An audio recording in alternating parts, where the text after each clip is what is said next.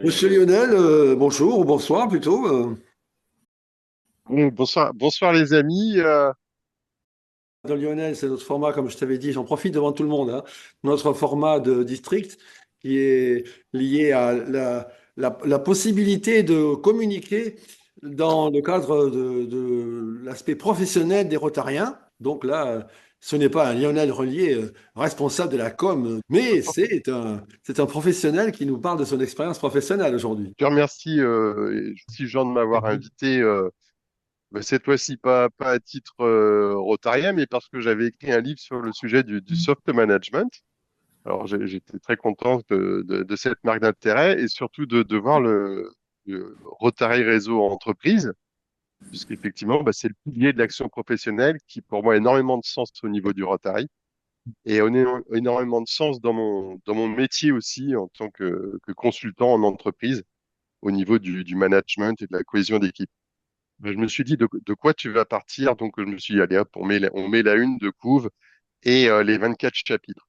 Alors j'ai appelé ça 24 heures chrono, en fait, en déclinant 24 chapitres, comme si c'était une heure d'une journée, histoire de pouvoir aborder la performance managériale au niveau humain.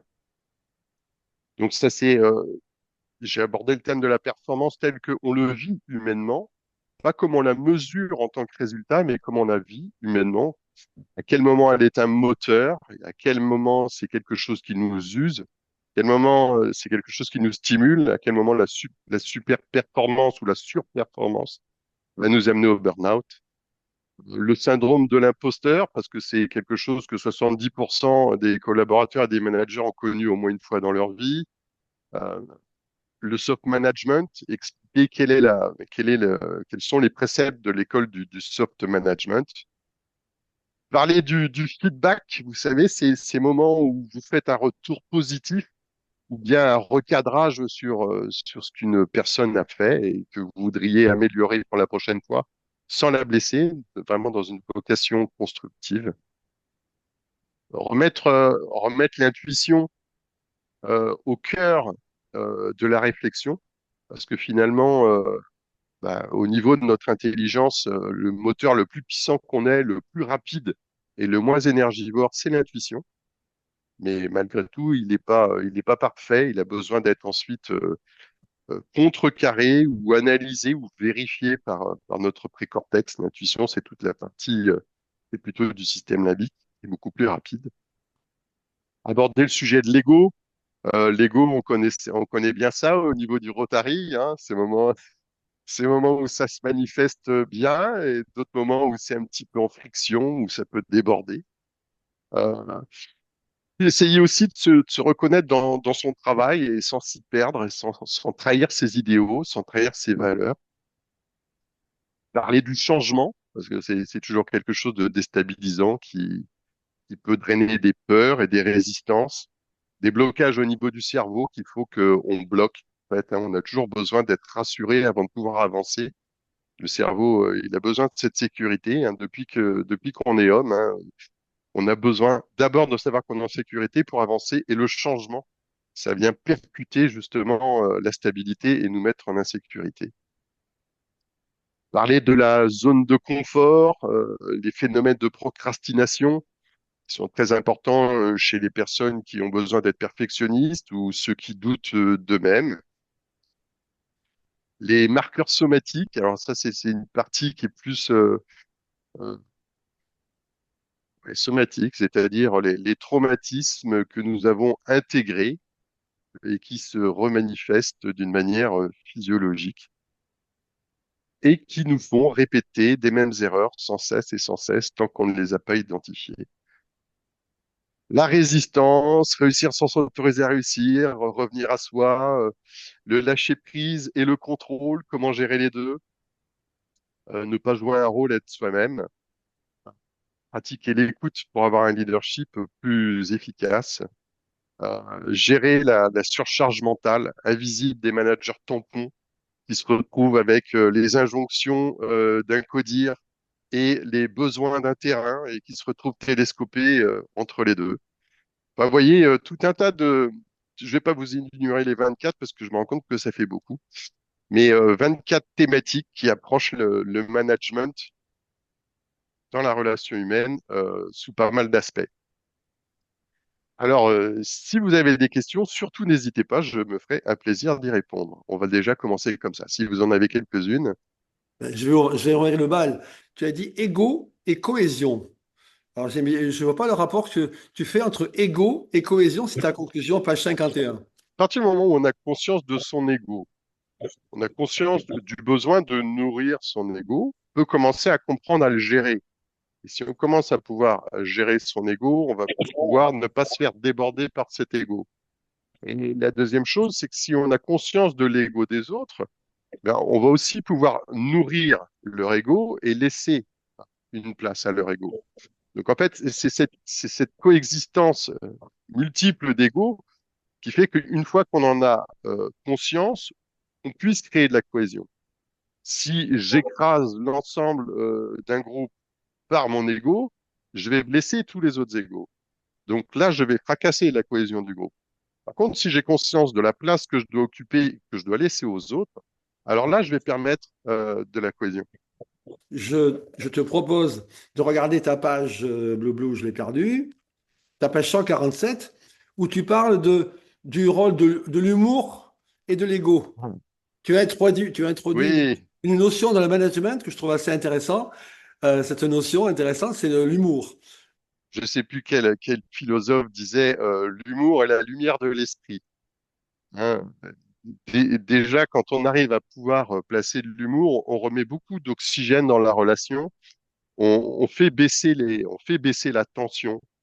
On relativise les choses. On fait redescendre la pression quand on fait ça. C'est savoir prendre une distance par rapport à une situation.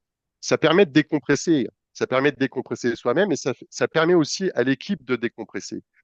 Et ça permet aussi de pouvoir un petit peu rire de son ego, eh bien, de se remettre en question sans se prendre trop au sérieux et de laisser aux autres la possibilité de reprendre une place dans le jeu.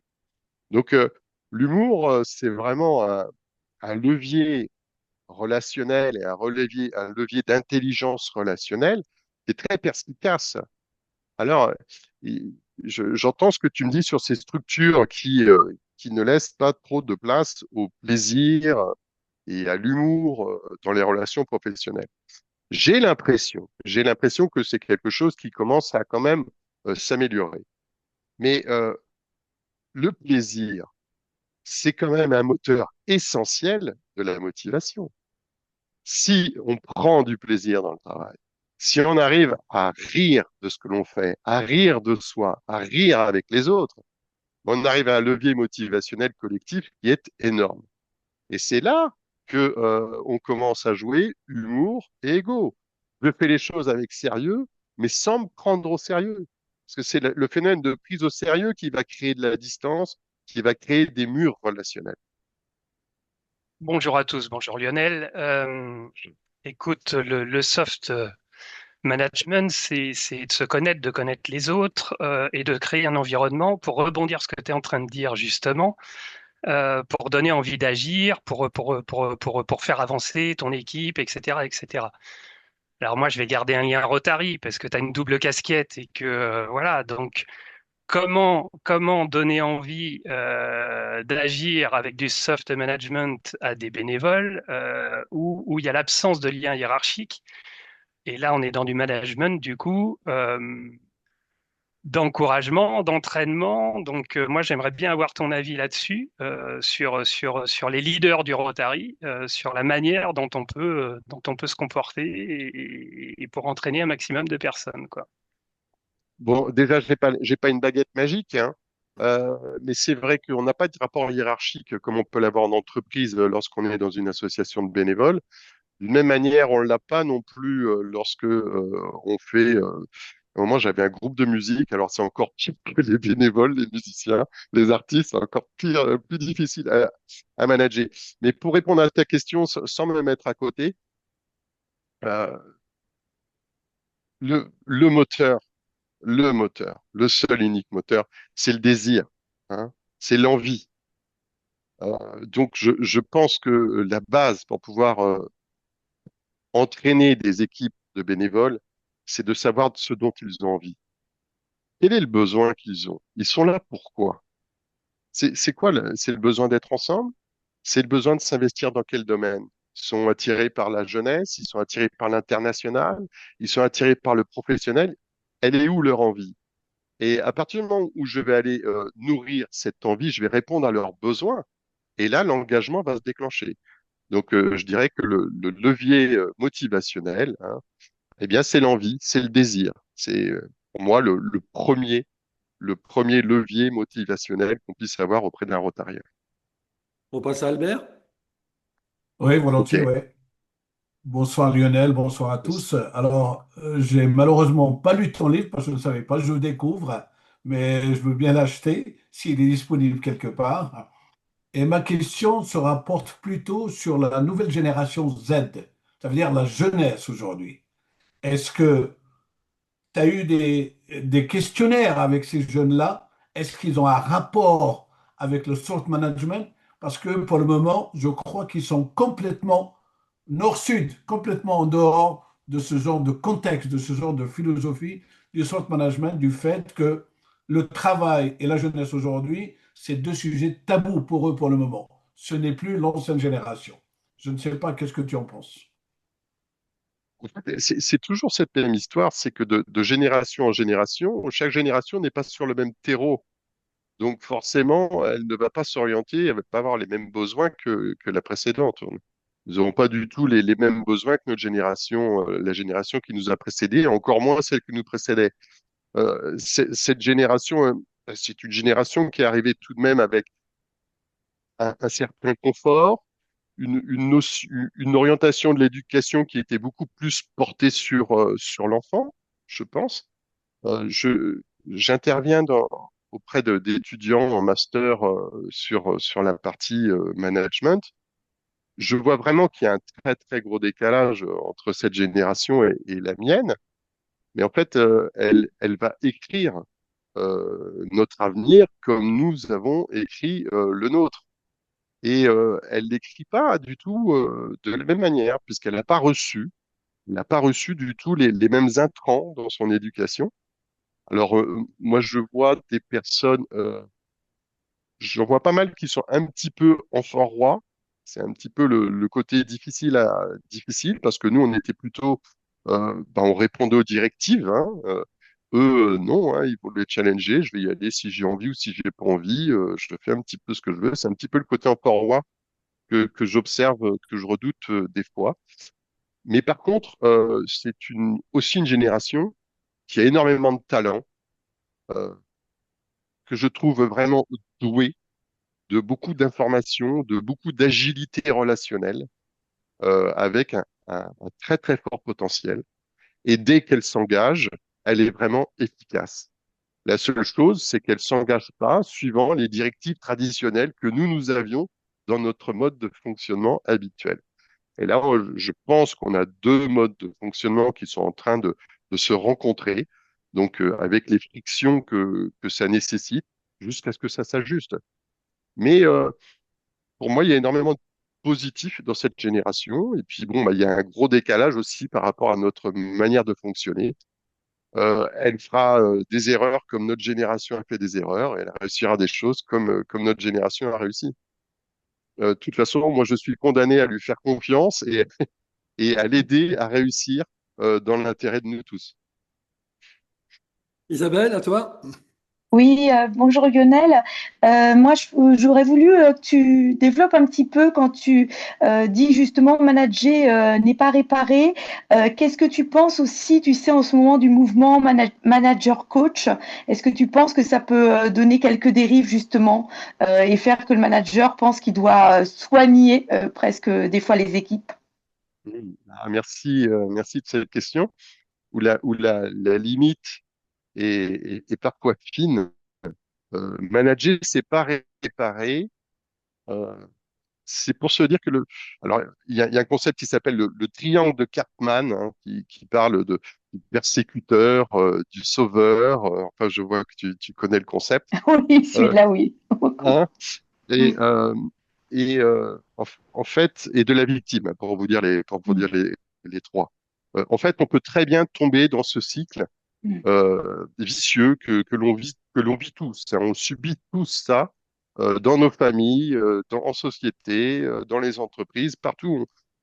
Ce triangle de Karpman, on n'est pas content de quelque chose, on le fait savoir à quelqu'un, et ça, en prenant cette position, on peut être un petit peu persécuteur en faisant des reproches, et la personne peut se sentir victime d'avoir été un peu agressée. Et d'un coup, quelqu'un va venir à la rescousse pour essayer de sauver cette personne. Sauvant cette personne, généralement, il va incriminer celui qui l'a persécuté.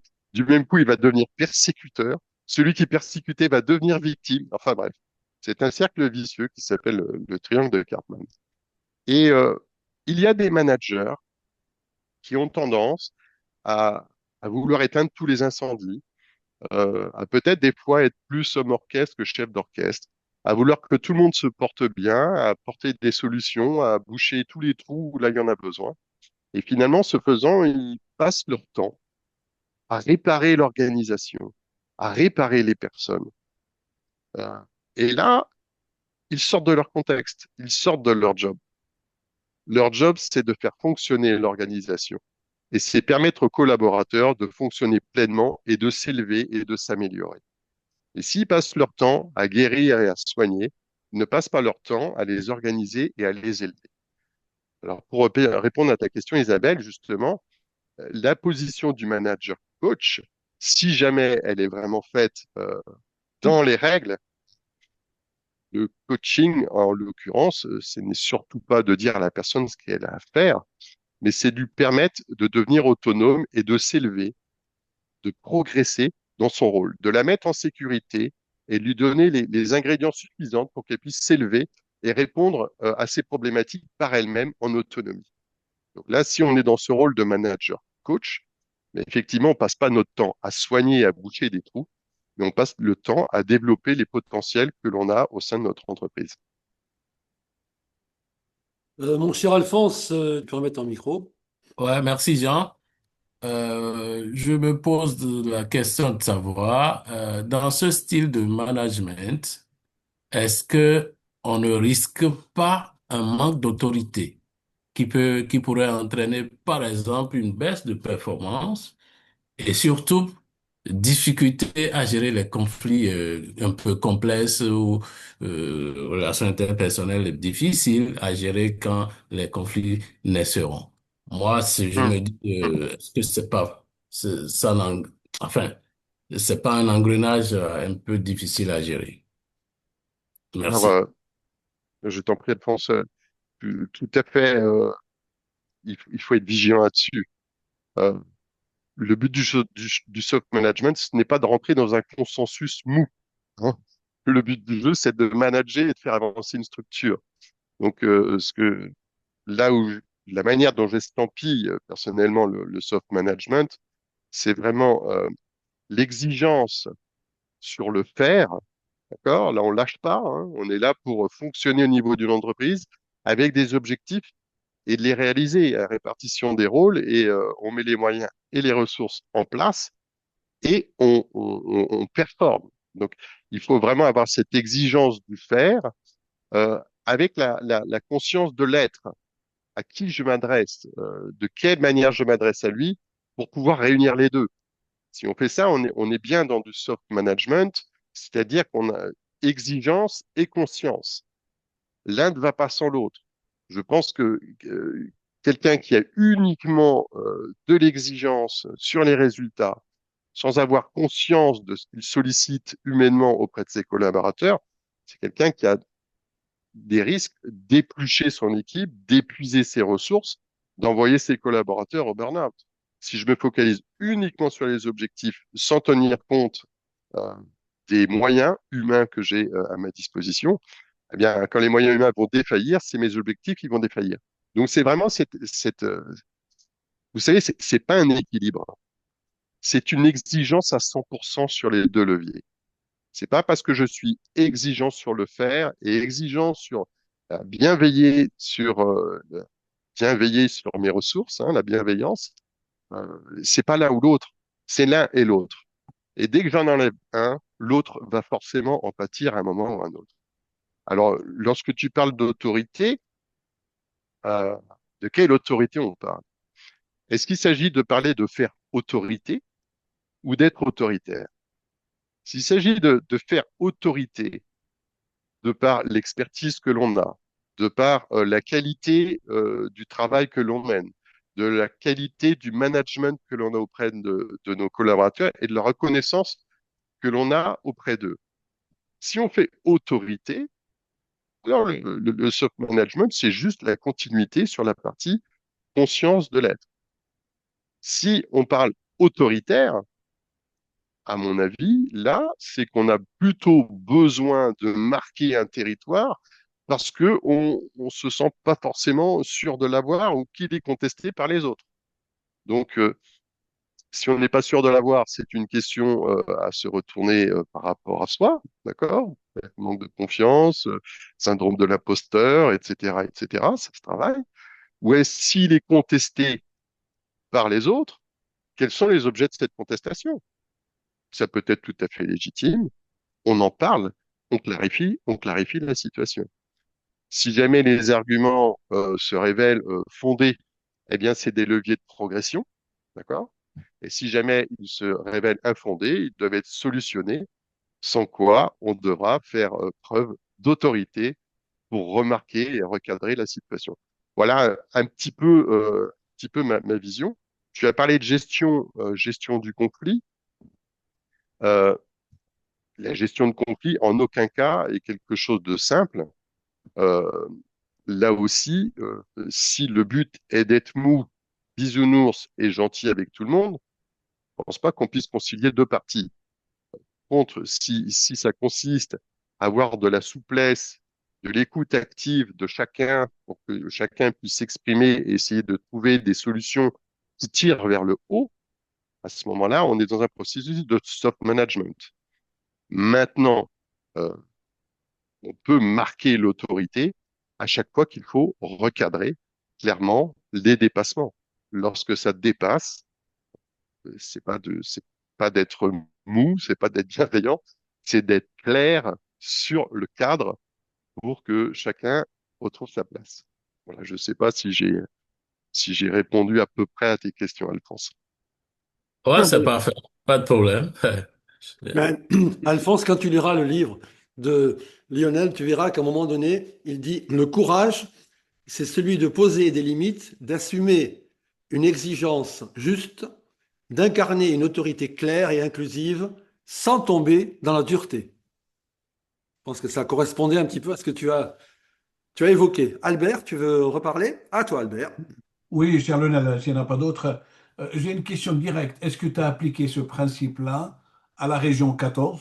Et puis, est-ce que les autres départements, ils l'ont étudié, ils l'ont appliqué, et quels étaient les résultats au retour? Alors je l'ai appliqué à mon équipe. Ça, c'est certain. D'ailleurs, il y en a pas un qui est là ce soir, sinon je l'aurais laissé répondre. Euh, si si je l'écris, c'est que je le pense, et si je le pense, c'est qu'il faut que je le fasse. Sinon, je serais pas à l'aise dans mes baskets. Ouais, tout à fait. Je l'applique et je tiens à dire que j'essaye de l'appliquer au mieux. Hein. Paul Harris avait dit ça une fois. Il avait dit, vous savez, vous pouvez devenir vraiment bienfaisant juste en faisant un gros chèque. Et ouais, c'est super. Vous pouvez même ouvrir un hospice en faisant un gros chèque. Et voilà. Voilà. Vous avez bien fait. Il est plus difficile d'essayer de répondre aux idéaux rotariens pendant 7 jours consécutifs. Bien, je pense que pour la partie soft management, c'est la même chose pour moi. J'essaye de m'approcher le plus de, de, de cette ligne en essayant de m'écarter le moins souvent. François, à toi la parole. Merci beaucoup. Merci Lionel, merci Jean et merci Serge pour l'invitation. Le, alors je l'applique pas encore parce que j'ai pas encore, je suis pas encore, je me prépare à, comme beaucoup d'entre nous ou d'autres, à rentrer dans le management d'un district, on va dire ça comme ça. mais c'est ce qu'on essaye de faire avec l'équipe qui est déjà en place et celle qui va arriver à partir du 1er juillet. Et c'est d'intégrer ces méthodes professionnelles à nous-mêmes, puisque nous sommes des professionnels au service de cause. Et comme tu le disais à juste titre, c'est essayer effectivement d'appliquer euh, ces méthodes en toute bienveillance pour faire avancer les sujets. Et je crois que tout le monde peut retrouver quelque chose qui lui tient à cœur dans le Rotary, en fait. Voilà. Et chacun peut faire du Rotary à sa manière. Mais bon, voilà. Donc, merci pour ces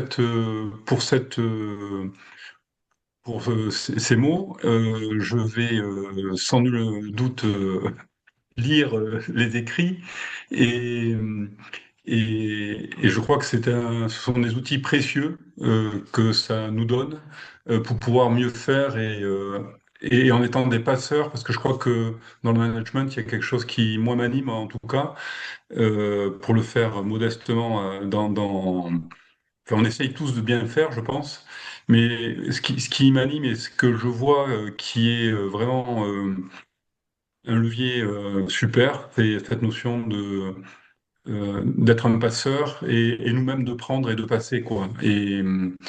Et quoi de plus bénéfique pour un interlocuteur de l'écouter et de prendre ce qu'il a à nous dire et de lui faire comprendre qu'on l'a appris et qu'on va le passer à d'autres, quoi. Et ça, je pense que ça peut effectivement aider à traiter les égos, mais en toute bienveillance et quand il y a de belles choses à faire et à reprendre, bon ben prenons-le et passons-le, quoi. Donc et donnons ce que nous avons inventé voilà. Mais on est vraiment des passeurs et je crois que c'est ça une idée aussi peut-être du soft management, hein, je pense.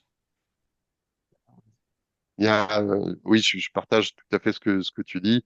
Et dans cette notion de passer et d'essayer d'élever, hein, d'essayer d'élever pendant qu'on est là, pendant que c'est à nous, bah, d'essayer d'élever.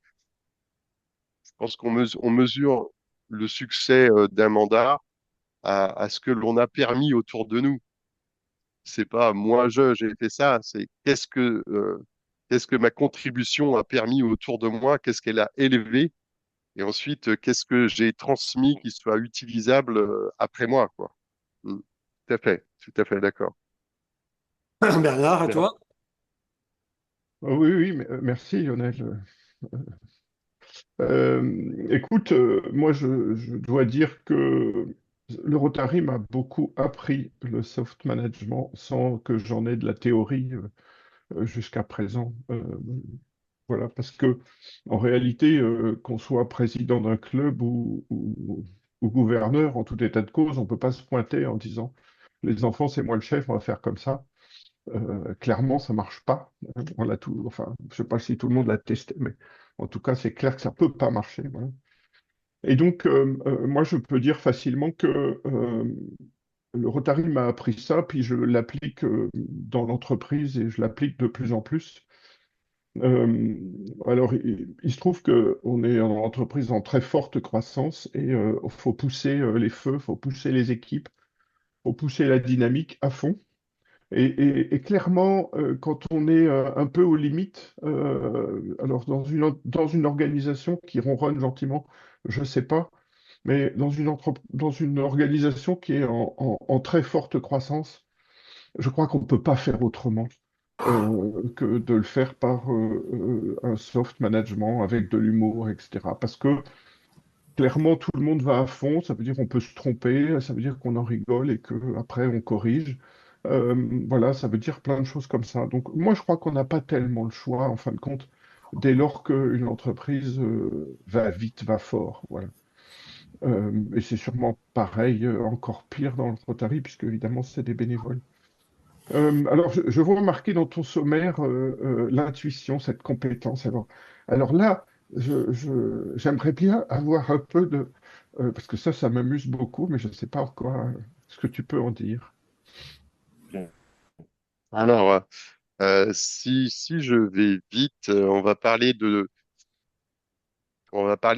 différentes régions du cerveau. Il y en a une qui s'appelle le système limbique, qui est toute la partie émotionnelle, euh, qui est la partie que l'humain a développée nativement.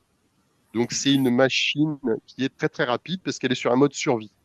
Donc, c'est vraiment une mode de gestion de l'information ultra rapide. Quand je dis ça, c'est-à-dire entre un intrant information, que ce soit par n'importe quel biais de sens, que ce soit auditif, olfactif, kinesthésique, peu importe, vous recevez une information et le moment où vous allez réagir, le traitement de l'information par le système limbique, généralement, il va vous prendre moins d'un quart de seconde. Quelle était cette fonction-là? C'était la fonction survie. Hein. Faut se rappeler qu'on était plutôt proie que prédateur à un certain moment, et il fallait quand même qu'on soit d'abord en mode survie, et il fallait pas perdre de temps dans nos réactions. Donc il fallait que le système aille très très vite. D'accord? Donc vous avez un petit système de traitement, si vous voulez, dans votre cerveau, traitement d'information, qui va envoyer une information directement à un système d'alerte qui se déclenche ou pas. Puis ensuite, ça va informer une petite bibliothèque qui s'appelle l'hippocampe, qui va consulter toutes les informations que vous avez emmagasinées depuis tout le temps et qui va répondre très rapidement. Ouais, ça va, c'est pas grave, il n'y a pas de danger, on peut y aller, ou alors c'est dangereux, on peut y aller. Ce système-là, c'est vraiment un système primaire chez nous. C'est un système très, très rapide. Il faut savoir qu'on fonctionne avec ce système à 90% du temps, que c'est le système le plus rapide qu'on ait et le moins énergivore. Hein. Ensuite, on a un deuxième système, qui est la partie précortex, qu'on appelle la matière grise. Hein. Lui, on va dire que c'est plutôt le cerveau analytique. C'est celui qui pèse le pour, le contre, qui prend du recul. C'est un peu votre fichier Excel, si vous voulez, quoi. Et lui, par contre, il est très énergivore et il est lent, parce qu'il analyse énormément de données. D'accord? Et alors, dans l'entreprise, on veut tous bien fonctionner, surtout dans notre société Europe, enfin, je vais dire en France, plus qu'aux États-Unis, où on a peur de l'erreur. L'erreur chez nous, c'est une catastrophe, euh, alors que l'erreur, c'est un moyen d'apprentissage qui est absolument énorme. Aux États-Unis, si vous avez coulé 3 boîtes, vous êtes plus expérimenté que quelqu'un qui vient de monter la première. Si vous avez coulé 3 boîtes en France, vous avez plus une banque qui vous ouvre la porte. Hein. Euh, Toujours est-il qu'on a ce refuge, euh, cette peur qui nous bloque et qui fait que on passe beaucoup de temps en précortex, en analyse. Je vais analyser les choses pour être sûr que je ne me trompe pas. D'accord? Donc ce système, il est très bien, mais il est lent, il est lourd et il est énergivore. D'accord? Et on a tendance dans notre société cartésienne à avoir complètement mis de côté l'intuition, qui fait partie du système limbique, qui elle est très rapide. L'avantage de l'intuition, je vais pas vous dire si elle est 10 fois ou 100 fois plus puissante parce que je n'en sais strictement rien, mais elle est beaucoup plus puissante, elle gère beaucoup plus d'informations que votre matière grise. Donc, en fait, plus vous avez nourri votre expérience, alors toi, Bernard, qui est un entrepreneur expérimenté, tu as énormément grossi la bibliothèque de ton expérience, d'accord? Et ton intuition, elle va consulter très rapidement ta bibliothèque et te donner des réponses sous forme d'intuition. Je le sens pas. Et en fait, cette partie-là, elle n'est pas objectivée, si tu veux. C'est juste une information très rapide. Alors, elle n'est pas absolument parfaite, parce que des fois, elle va mélanger un petit peu tous les bouquins dans ta bibliothèque, avec des mauvaises histoires et des vraies histoires. Elle va un petit peu mélanger le bazar. Mais ceci étant dit, elle est très rapide et souvent, elle donne quelque chose de juste. Ce qu'il faut faire, c'est justement utiliser cette information rapide qui nous vient, ce qu'on appelle l'intuition, et l'utiliser avec notre matière grise, c'est-à-dire le deuxième filtre, c'est dire, OK, mon intuition me dit ça, pourquoi elle me dit ça? Qu'est-ce qu'il y a de vrai là-dedans? Je corrige, est-ce que c'est tout juste ou pas? Voilà. Et voilà la combinaison, à mon avis, la combinaison gagnante pour laisser la place à l'intuition dans ce qu'elle a de bénéfique à nous apporter. Ok, ok. Mon cher Marc, je t'avais coupé là. Ah, Bernard, tu veux rebondir? Non? Non, non, je dis OK. Donc, c'est clair que si on veut autoriser l'intuition dans les équipes ou dans les réunions, eh ben, ça veut dire que, il faut être vraiment en soft management, c'est-à-dire autoriser l'erreur, autoriser l'essai. Et voilà. Donc, c'est une boucle. OK. Page 41, tu dis, et si on osait enfin lui donner un siège à table? pas le volant, mais une vraie place dans la décision. On parle bien sûr de l'intuition. Je trouve que c'est bien. C'est exactement ça. Et c'est de se dire, en fait, allez, dans l'équipe, comment on le sent, ce projet? Vous le sentez comment? On y va pas? Vous le sentez comment? Chacun. Et on fait le tour. Moi, je le sens comme ci, comme ça. Et pourquoi tu le sens comme ci, comme ça? Et on note, par contre, les informations. Et une fois qu'on a fait ça, OK, là, on sort ce truc-là, là, il y a un petit truc bizarre, là. On est plusieurs à retomber là-dessus. Il faudrait qu'on creuse un petit peu là-dessus. Qui est-ce qui va pouvoir creuser ce sujet avant qu'on prenne une décision? Tu vois Ouais, l'articulation? bien sûr. Mm. Ouais. Marc, à toi, je t'ai coupé la parole, mais à toi maintenant, s'il te plaît. Bonsoir Lionel, bonsoir à tous. Moi, j'ai une petite question basique en termes de management. Ta vision, Lionel, sur l'utilisation du moi-je et du moi-nous. Ah, Et excellent, excellent. Le moi-je et le moi-nous. Alors, il y du a, nous, surtout. Du nous, ouais, il y a en termes de management, quoi. la tradition Ubuntu en Afrique qui dit je suis je parce que nous sommes nous et je vis au travers du nous. Sans le nous, je n'existe pas. Et ça a d'abord un rapport avec l'instinct grégaire de l'homme. On n'est pas fait pour vivre seul, hein. On n'est pas des bêtes solitaires, hein. On a absolument besoin de l'échange et du regard de l'autre pour exister.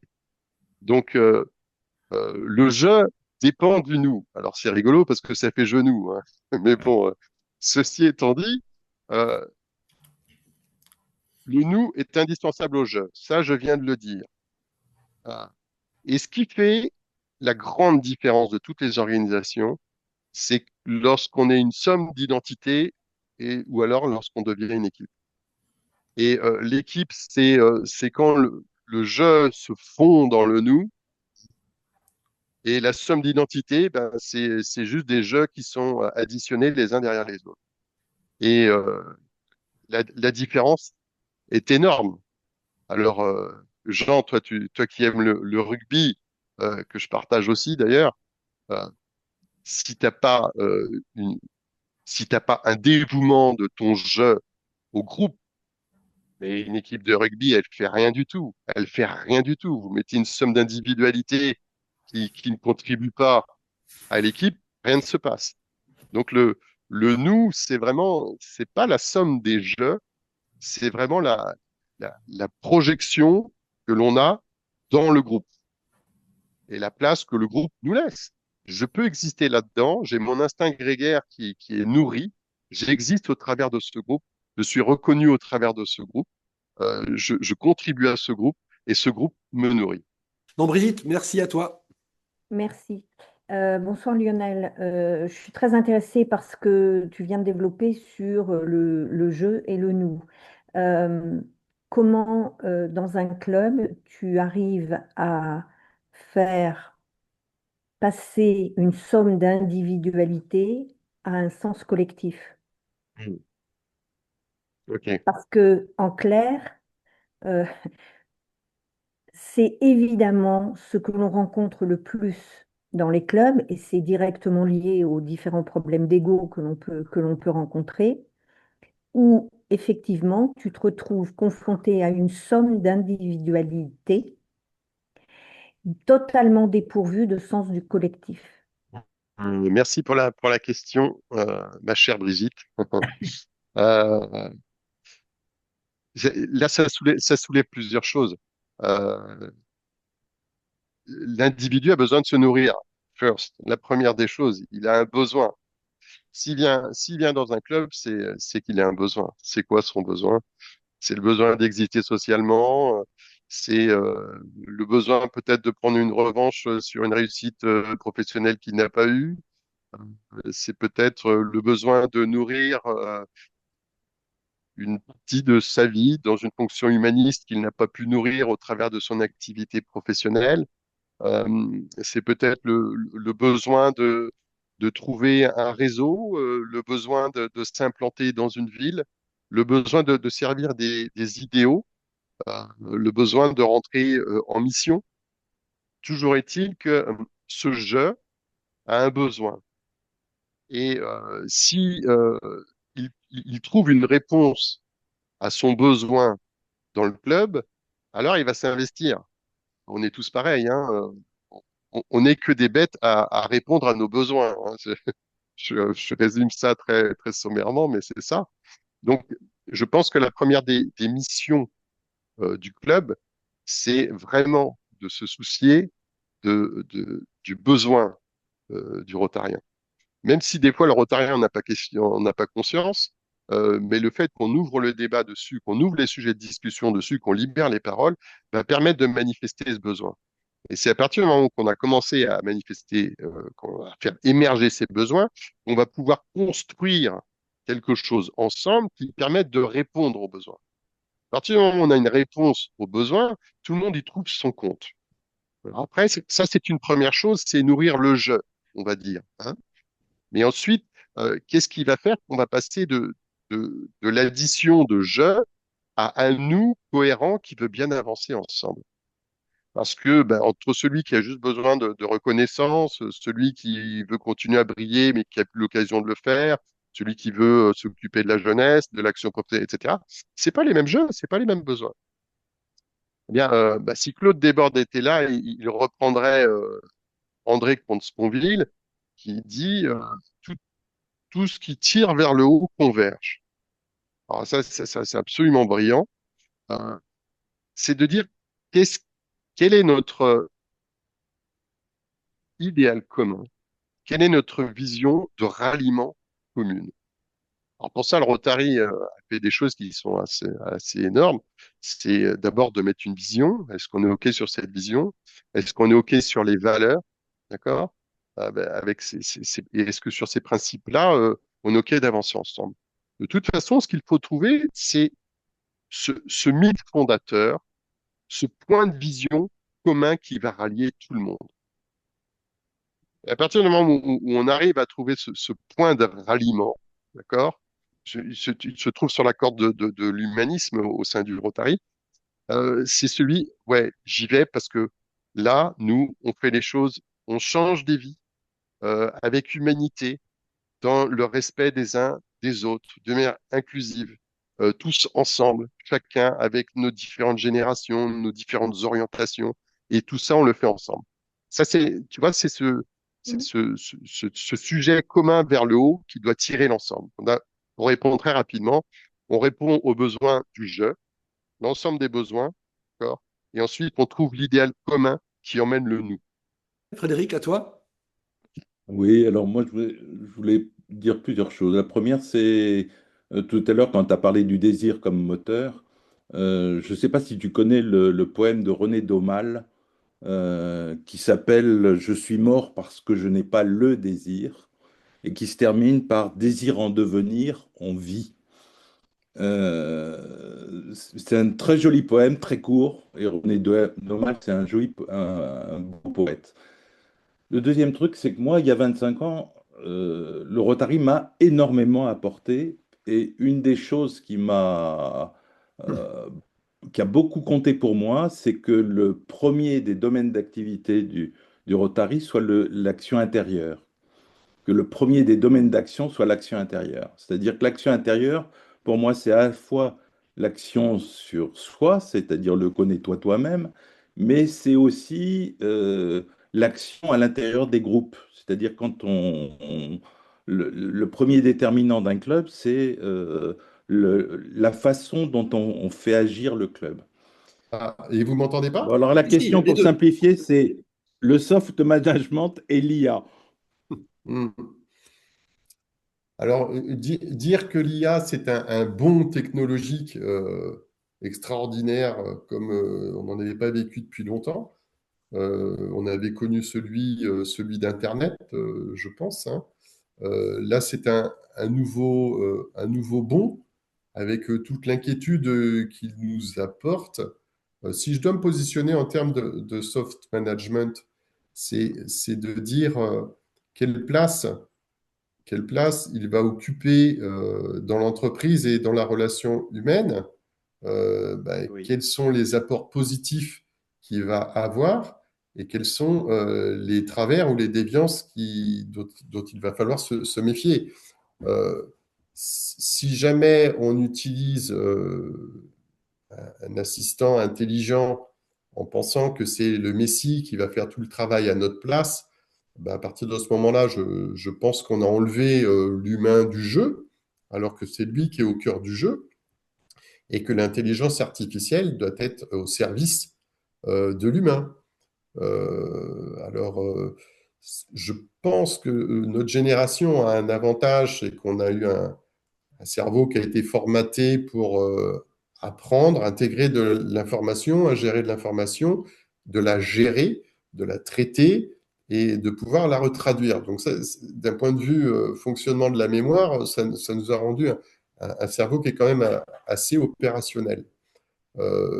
Là où j'ai peur, c'est que si l'intelligence artificielle devient la personne qui produit l'information à ma place, alors c'est plus mon cerveau qui travaille, mais c'est une machine qui fait juste concaténer de l'information, mais qui ne produit pas de réflexion. Mais surtout, c'est mon cerveau qui produit plus de réflexion. Et alors dans ces cas-là, si j'ai pas ma propre capacité d'analyse, les choses deviennent très inquiétantes. C'est là qu'est le point de vigilance. Maintenant, utiliser une puissance de gestion de données, d'analyse, le tracteur a pu arriver chez l'agriculteur à la place du cheval. Donc ça, c'est le côté bénéfique. Je pense que le but du jeu, c'est de bien garder la limite, où est le bénéfice pour l'homme et le reste. À partir du moment où ça commence à appauvrir la relation humaine et à appauvrir la qualité humaine, bien, à ce moment-là, on est rentré dans la partie déviante. À partir du moment où ça l'élève et où ça facilite la performance, moi je suis pour.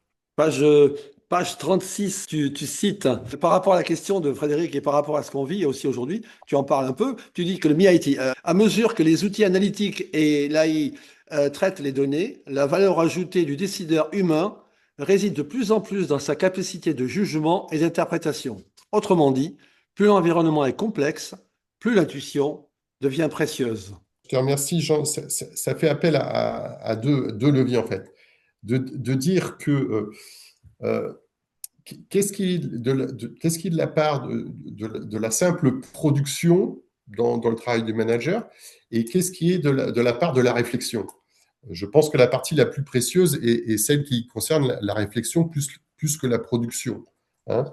À partir du moment où l'IA va me permettre de m'économiser une partie de production, ça va me permettre de plus être orienté sur ma partie réflexion, analyse et management pur. Donc, dans cette partie-là, je trouve que l'IA est à mon service. Je pense que c'est le principal bénéfice. Particulièrement pour le soft management, si on considère que notre travail, c'est de faire raisonner l'humain, c'est de faire raisonner toute l'équipe. Là, pour le coup, l'IA est juste, elle fait pas le boulot.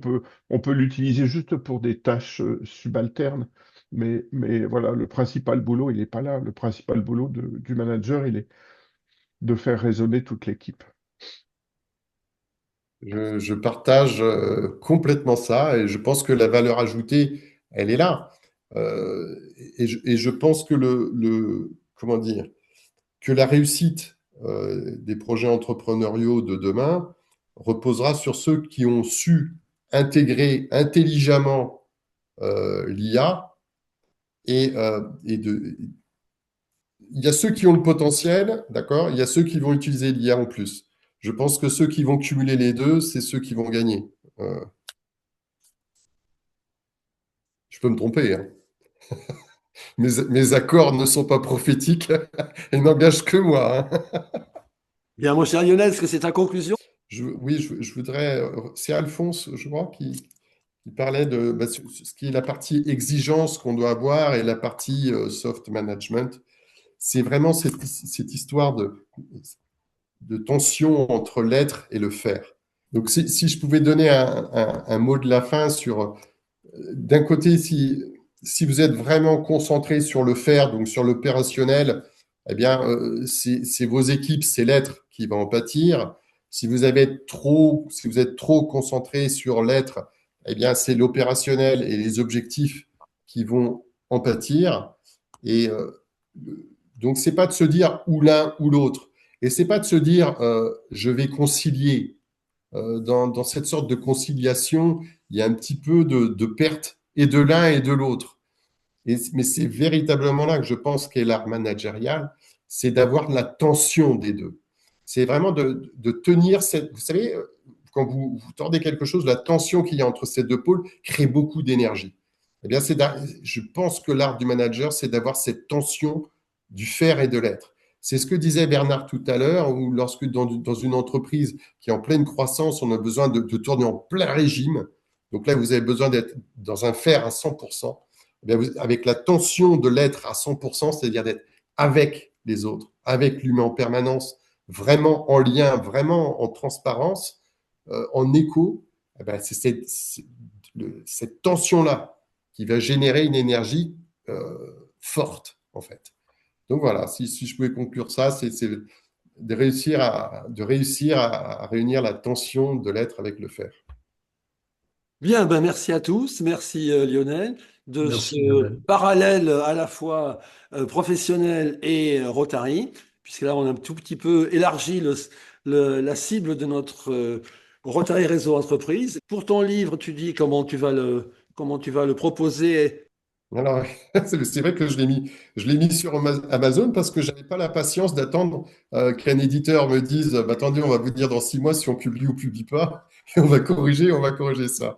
Donc j'ai commencé par Amazon et je vais passer bientôt par un éditeur pour que ce soit dans les bibliothèques de France. Mais pour l'instant, si vous tapez 24 heures chrono soft management, vous l'avez sur Amazon. Ben, merci à tous. Et bon, moi, j'en profite pour vous annoncer notre prochain réseau entreprise. Ce sera lié à une question franco-française, si je peux dire, mais aussi européenne, puisque la question sera la facturation électronique. Lundi 11 mai prochain, vous êtes tous invités. Merci pour l'invitation en tout cas et bravo pour l'initiative. Au revoir à tout le monde. Et vous aurez donc, pour ceux qui le souhaitent, l'enregistrement est sur la chaîne YouTube de notre district 1770. District 1770, YouTube. Merci et bonne soirée.